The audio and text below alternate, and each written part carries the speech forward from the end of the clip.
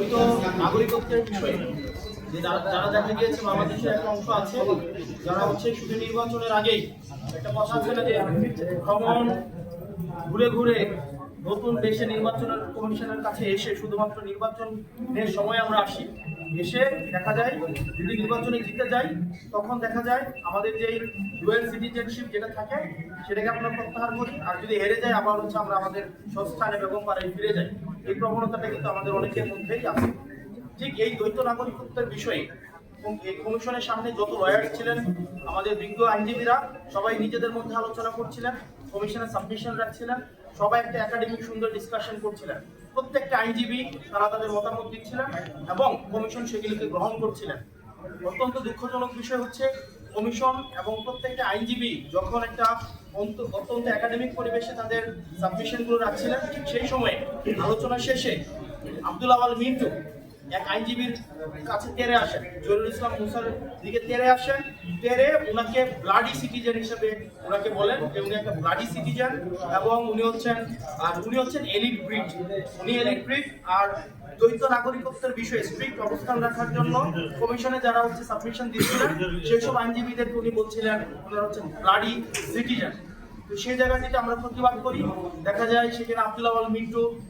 আইনজীবীদের উপরে তেরে আসেন, ভার্বালি অ্যাবিউজ করেন এবং দেখা যায় তাদেরকে বিভিন্ন গালাগালি করেন। আমি সেটিতে প্রতিবাদ করি এবং প্রতিবাদকালীন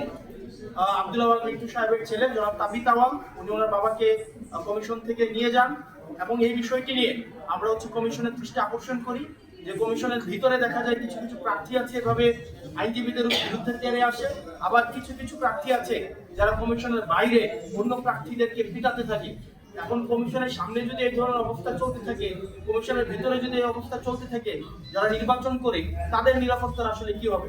আর যারা এলিটিজমের দেখাইতে চায় 24-এ আমাদের এই 5 আগস্টের পরে যারা এলিটিসিজম মারাইতে আসে আমাদের দেশে,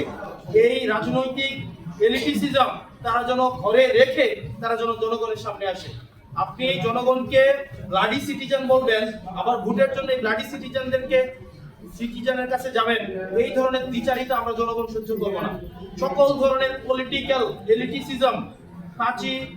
আগস্টের পরে আমাদের 24 পরবর্তী বাংলাদেশে পলিটিক্যাল এলিটিসিজমের বিরুদ্ধে আমাদের এই লড়াইটা ছিল। সুতরাং আব্দুল আওয়াল মিন্টুদের মতো যারা বিদেশে টাকা পাচার করে, যারা বিদেশে থাকে এবং যারা হচ্ছে মেনটেন করে, অর্থাৎ আওয়ামী লীগের সাথে আত্মীয়তা করে, বিভিন্ন বিজনেস করে, স্বরাষ্ট্র মন্ত্রণালয়ে নিজের